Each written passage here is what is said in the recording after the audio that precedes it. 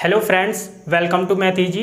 इस वीडियो में मैं सेट्स का मोस्ट इम्पोर्टेंट और लास्ट टॉपिक डिस्कस करने वाला हूं, जिसमें हम डिस्कस करेंगे practical problem on union and intersection. Okay, तो ये सेट्स का मोस्ट इम्पोर्टेंट टॉपिक होता है, जहां से क्वेश्चन आपके हर एग्जाम में पूछे जाते हैं, चाहे वो आपका 11th क्लास का एग्जाम हो, IIT JEE एग्जाम हो, बिट सेट हो, या फिर कोई भी इंजीनियरिंग एंट्रेंस एग्जाम हो। क्वेश्चन जब भी सेट से बनेगा तो वो इसी टॉपिक से बनता है। तो ये मोस्ट इंपॉर्टेंट टॉपिक होने वाला है, जिसमें मैं आपको बताऊंगा कि क्वेश्चन कैसे बनते हैं, उनको कैसे सॉल्व किया जाता है। इवन मैं आपको एक डायरेक्ट फॉर्मूला बताऊंगा, जिसके द्वारा आप इस टॉपिक से जो भी क्वेश्चन बनेंगे उनको ईजिली सॉल्व कर पाओगे। ओके, तो क्या हम इसमें कुछ नया पढ़ने वाले हैं? तो ऐसा बिल्कुल नहीं है। ओके, सब कुछ हम पीछे डिस्कस कर चुके हैं, बस उसका अपग्रेड वर्जन इसमें हम थोड़ा देखने वाले हैं। ओके, तो प्रॉब्लम में किस पर बनती है? यूनियन एंड इंटरसेक्शन पर। अब हमने जो लेक्चर नंबर 4 था उसमें सेटों का यूनियन और इंटरसेक्शन बनाना सीख लिया। अब इस लेक्चर में हम देखेंगे कि यूनियन और इंटरसेक्शन में नंबर ऑफ एलिमेंट कैसे काउंट करते हैं। उसी को लेकर हमारे डेली लाइफ से रिलेटेड क्वेश्चन बनते हैं, उनको हम सॉल्व करेंगे। तो स्टूडेंट, डिस्कस करते हैं मोस्ट इंपोर्टेंट पार्ट को, जिसमें हम डिस्कस करेंगे practical problem on union and intersection. Okay, अब ये practical problem on union and intersection कैसे बनती हैं, पहले मैं आपको वो बताऊंगा कि ये बनती कैसे हैं, यानी इनका कॉन्सेप्ट क्या है। फिर मैं आपको बताऊंगा कि इन प्रॉब्लमों को सॉल्व कैसे किया जाता है। इवन मैं आपको एक डायरेक्ट फॉर्मूला बताऊंगा, जिससे आपके ये सारे क्वेश्चन सॉल्व हो जाएंगे। ओके, तो उससे पहले मैं आपको एक नोटेशन का मीनिंग और बता देता हूं, क्योंकि वही यूज होता है इन क्वेश्चनों में। ओके, देखो, अगर मैं आपको एक सेट देता हूं लिखकर, लाइक इसमें एलिमेंट लिखे हुए हैं 4 6 7 8 9। ओके, इसमें ये एलिमेंट लिखे हुए हैं। मैं आपसे पूछता हूं कि सेट ए में कितने एलिमेंट हैं, नंबर ऑफ एलिमेंट कितने हैं, तो आप काउंट कर लोगे 1 2 3 4 5, यानी कि 5 एलिमेंट हैं। ओके, एक तो ये है कि मैं लैंग्वेज में बोलूं कि सेट ए में कितने एलिमेंट हैं, वही इसे मैं मैथमेटिक्स की लैंग्वेज यानी कि नोटेशन के रूप में कैसे ही लिख सकता हूं, वो आप देख लो, क्योंकि क्वेश्चनों में वही यूज होगा। तो सेट ए में अगर मुझे नंबर ऑफ एलिमेंट का नोटेशन लिखना है तो वो होता है एन ऑफ ए। ओके, यानी जिस सेट में आपको नंबर ऑफ एलिमेंट लिखने हैं उसको लिखो यहाँ पर और एन लगा दो। इसको पढ़ते हैं number of element in set ए बराबर कितने हैं यहाँ पर 5। ओके, तो इस नोटेशन का मतलब ये होता है, यानी कि अगर मैं आपसे पूछता हूँ कि नंबर ऑफ बी बराबर है 6, तो इसका मतलब ये है कि सेट बी में नंबर ऑफ एलिमेंट 6 हैं। अब वो क्या है वो अलग बात है, लेकिन होंगे काउंटिंग में 6। ओके, तो किसी भी सेट में नंबर ऑफ एलिमेंट को जो काउंटिंग होती है उसका नोटेशन होता है एन ऑफ बी या फिर एन ऑफ ए, जो भी सेट है वो लिख दो। तो ये नोटेशन आपको पता होना चाहिए, क्योंकि यही यूज होने वाला है। ओके, तो मैं आपको बताता हूं कि इन प्रॉब्लम का कॉन्सेप्ट क्या है। ओके, देखो, अगर मैं आपको एक सेट ए देता हूं, एक सेट बी, ओके, मैं पूछता हूं कि सेट ए और सेट बी के यूनियन में नंबर ऑफ एलिमेंट बताओ, यानी कि मुझे आप बताओ एन ऑफ यूनियन बी कितना होगा। तो आप कैसे बताओगे? आप कहोगे कि साहब सेट ए और सेट बी का हम यूनियन फाइंड कर लेते हैं और उसमें काउंट कर लेते हैं कितने नंबर ऑफ एलिमेंट है उसमें। अब जो नंबर ऑफ एलिमेंट होंगे वही क्या होगा, n of A union B हो जाएगा। मैंने कहा बिल्कुल सही है, फाइंड कर सकते हो। लेकिन जो practical problem on union and intersection बनेंगी, इसमें आपको सेट ए और बी नहीं प्रोवाइड किया जाएगा। तो फिर क्या प्रोवाइड किया जाएगा? वो प्रोवाइड करेंगे आपको नंबर ऑफ ए, मान लो m, और number of b, suppose n। Okay, मतलब जिन सेट के आपको यूनियन में नंबर ऑफ एलिमेंट फाइंड करने हैं, वे उन सेटों को ना प्रोवाइड करके उन सेटों में कितने नंबर ऑफ एलिमेंट हैं वो आपको देंगे। अब पूछेंगे कि ये बताओ आप number of A union B में कितने एलिमेंट होंगे। ओके, तो अगर आप दिमाग लगा पा रहे हो तो कुछ हद तक ये सोच पा रहे होगे कि यार हम बता सकते हैं, क्यों नहीं। अब ए यूनियन बी में कितने एलिमेंट आएंगे वो तो हम ऐसे बता सकते हैं ना, क्योंकि ए यूनियन बी क्या होता है कि सेट ए को लिख दिया जाता है वहाँ उसमें जितने भी एलिमेंट हैं, और सेट बी के एलिमेंटों को लिख दिया जाता है। तो इसका मतलब तो ये हुआ कि ए यूनियन बी में नंबर ऑफ एलिमेंट कितने आएंगे कि जितने सेट ए में नंबर ऑफ एलिमेंट होंगे प्लस जितने नंबर ऑफ बी यानी कि सेट बी में कितने एलिमेंट होंगे उनको ऐड कर दो तो आपके number of A union B निकल आएंगे। तो देखो ये बात आपकी सही है, लेकिन ये बात आपकी सभी क्वेश्चनों के लिए सही नहीं होगी। यानी कि अगर मैं आप ये कहना चाहते हो कि number of A union B बराबर होगा number of A plus number of B के, तो ये वाला जो फॉर्मूला है ये कुछ क्वेश्चनों को सॉल्व कर देगा, लेकिन सभी क्वेश्चनों को सॉल्व नहीं करेगा, क्योंकि ये अभी इनकम्प्लीट है, इसमें कुछ और ऐड होना है। और ये फिर उसके बाद ऐसा फॉर्मूला बन जाएगा कि number of A union B अगर आपको फाइंड करने हो तो सभी क्वेश्चनों में इसी के द्वारा आंसर आप ला सकते हो। ओके, तो मैं आपको बताता हूँ क्यों ये इनकम्प्लीट है, आप खुद ही बताओगे। देखो मैं आपको एग्जांपल देता हूँ, फिर आप खुद ही बता दोगे। ओके, देखो मैंने आपसे कहा कि नंबर ऑफ एक सेट ए है जिसमें नंबर ऑफ एलिमेंट कितने 5 हैं, और सेट बी में नंबर ऑफ एलिमेंट 3 हैं। तो आपसे मैंने पूछा कि ए यूनियन बी में नंबर ऑफ एलिमेंट आप बताइए, तो आप कहोगे ए यूनियन बी में इसके अकॉर्डिंग 5 + 3 यानी कि 8 हो जाएंगे। क्योंकि देखा जाए अगर यूनियन की डेफिनेशन के अकॉर्डिंग तो लगता भी है हाँ ये सही है, लेकिन मैंने आपको बताया था कि क्वेश्चनों के इससे सही आंसर आएंगे कुछ के, लेकिन सभी के नहीं आएंगे। कभी कभी ये फेल हो जाएगा, कभी क्या ऐसे आपके जो क्वेश्चन पूछे जाते हैं एग्जाम में उनमें तो ये ऑलवेज ही फेल होगा, लेकिन कुछ एक केसों में ये हो जाता है पास। ओके, अब ये क्यों फेल और पास होगा वो मैं आपको बताता हूँ। तो आपके अकॉर्डिंग आए number of A union B में 8 एलिमेंट। अब ध्यान से देखना, अब मैंने आपको एक सेट दिया ए जिसमें एलिमेंट थे ए बी सी डी और ई, इज इट क्लियर, ये दिए। और एक सेट बी दिया जिसमें एलिमेंट हैं ए एफ जी। अब मैंने आपसे पूछा कि सर आप बताओ ए यूनियन बी में नंबर ऑफ एलिमेंट आप बताओ, तो आप कहोगे चलो बता सकते हैं, ए यूनियन बी खुद फाइंड ही कर लेते हैं, अब तो सेट दिए हुए हैं। तो ए यूनियन बी बराबर बताइएगा आप कितने होंगे भाई, बताओ क्या होंगे। ए लिखा जाएगा एक 1 time, okay, B C D और ई, फिर किसके एलिमेंट लिखे जाएंगे बी के। अब ए तो हमने लिख दिया, दोबारा से तो लिख नहीं सकते, ये तो बेसिक रूल है सेट का, एफ और जी लिख दिए जाएंगे केवल, ठीक है ना। तो ये आ गया यूनियन ए यूनियन बी। अब इसमें नंबर ऑफ एलिमेंट मुझे देखकर बताओ कितने होंगे, कितने होंगे। देखो 1 2 3 4 5 6 7 आ रहे हैं आपके। तो यहाँ पर तो आपके number of element A union B में कितने आ रहे हैं 7, यहाँ आप बता रहे थे 8। भाई ये गलत क्यों आए, जबकि यहाँ पर मैंने आपको सेट में 5 एलिमेंट दिए, यहाँ भी 3 दिए थे, यहाँ भी 5 दिए थे, यहाँ भी 3 दिए थे, तो इसके अकॉर्डिंग तो आपका 8 आ रहे थे इसके अकॉर्डिंग। लेकिन जब हमने प्रैक्टिकली निकाला ए यूनियन बी तो ये 7 आए।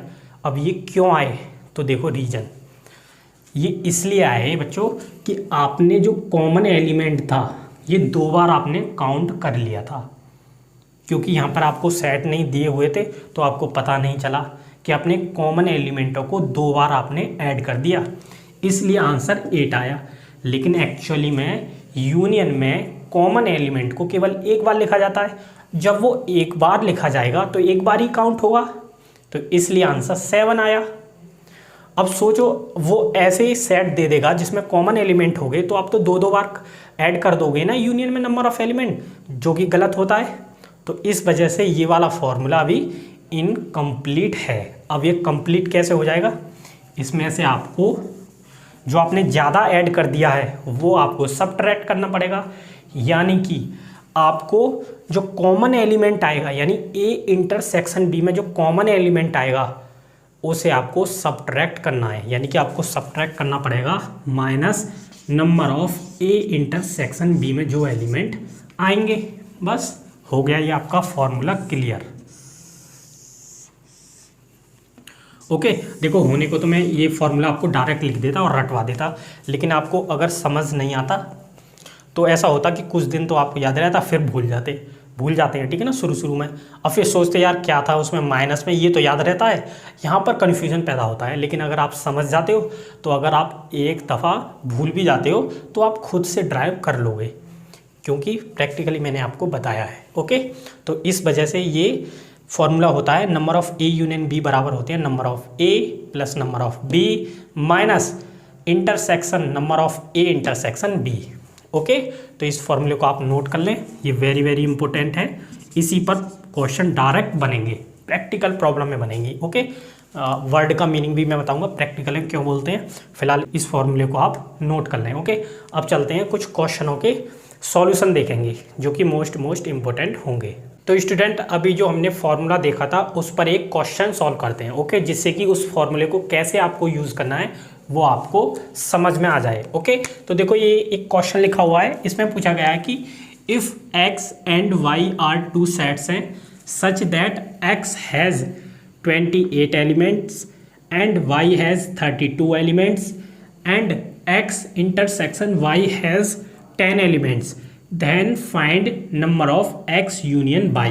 यानी कि आपको x यूनियन y में नंबर ऑफ एलिमेंट्स फाइंड करने। ओके, तो इसका सॉल्यूशन देखो। अगर आप चीज़ों को लिखना चाहते हो तो नोटेशन में लिखना कि x में नंबर ऑफ एलिमेंट कितने हैं 28, तो इसको हम कैसे लिखेंगे, मैंने अभी बताया था नोटेशन n ऑफ x, ये कितना दे रखा है 28, और नंबर ऑफ y कितना दे रखा है 28, ये दे रखा है 32। इसके अलावा हमें दे रखा है number of x intersection y, वो दे रखा है 10। ओके, तो अभी मैंने पीछे आपको एक फार्मूला बताया था, क्या बताया था कि number of x union y। Okay, वहाँ पर a और b थे, यहाँ पर सेट है, वो तो सिंबल है बस एक।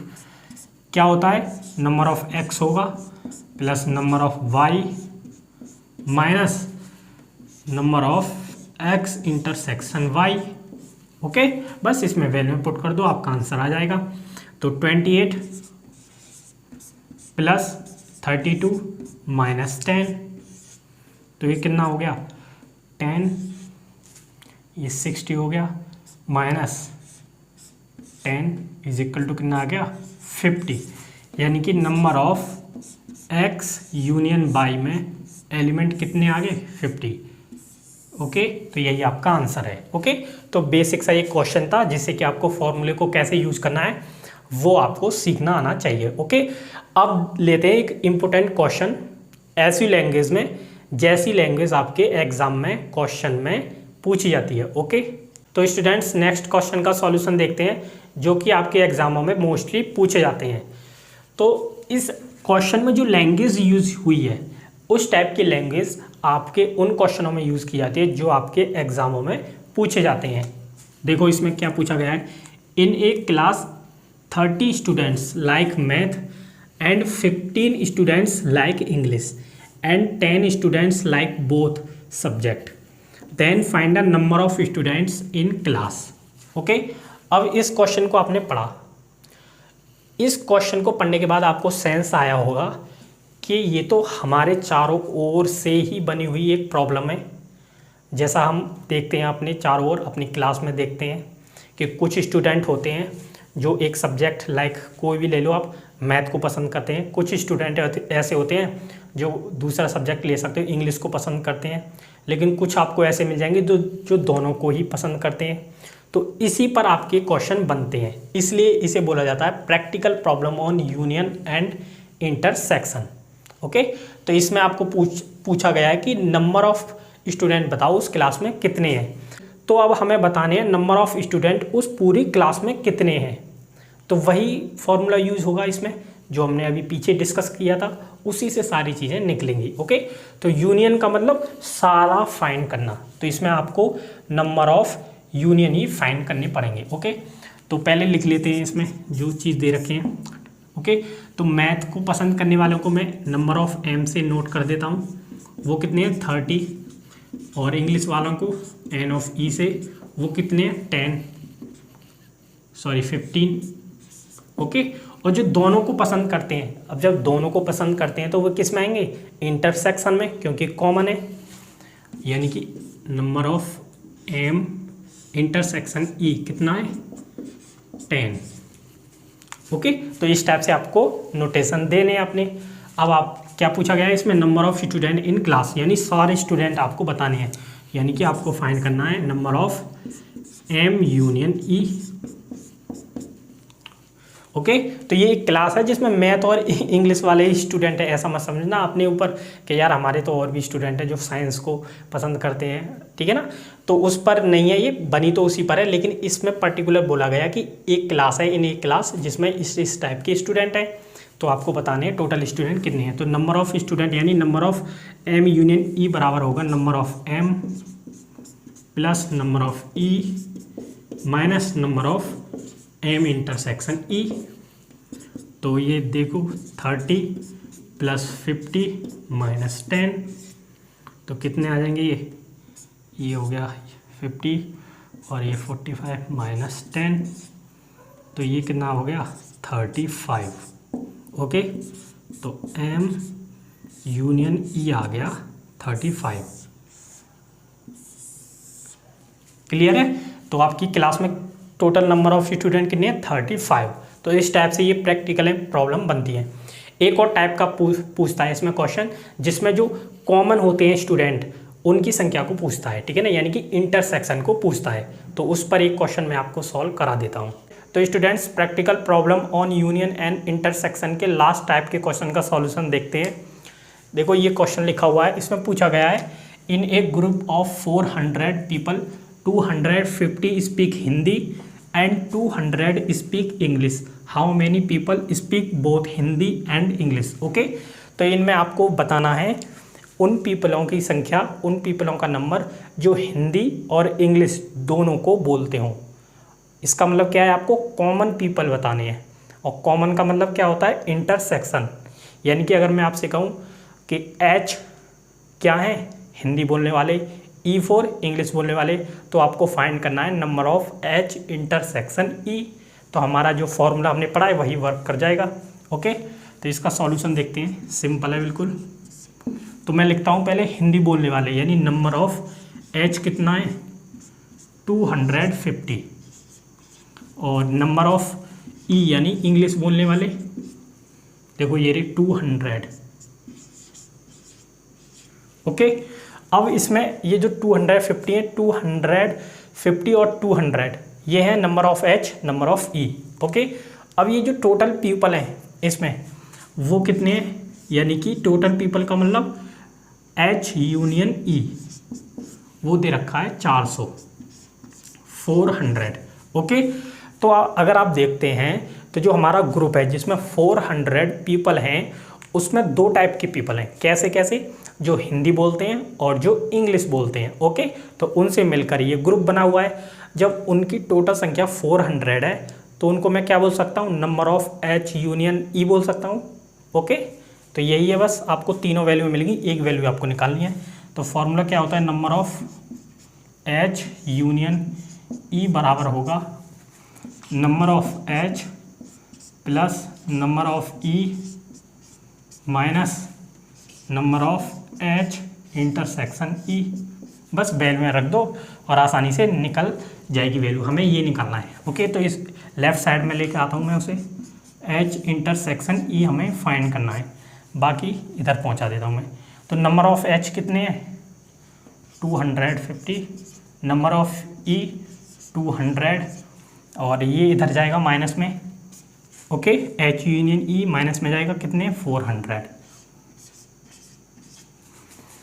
तो ये कितना आ जाएगा, ये 450 हो जाएंगे, और माइनस 400 कितना आएगा 50 आ जाएगा आंसर।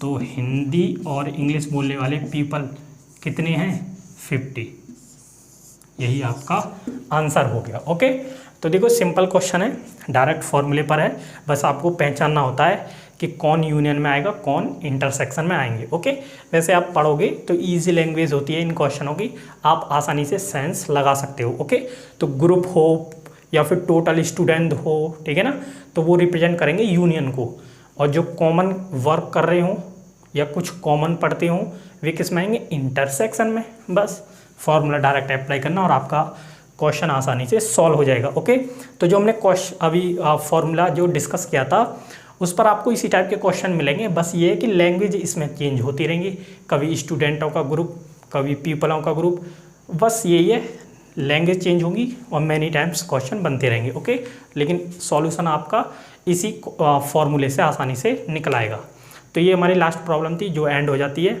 इस टाइप से हमारी practical problem on union and intersection finish हो जाता है। ओके, तो थैंक्स फॉर वॉचिंग।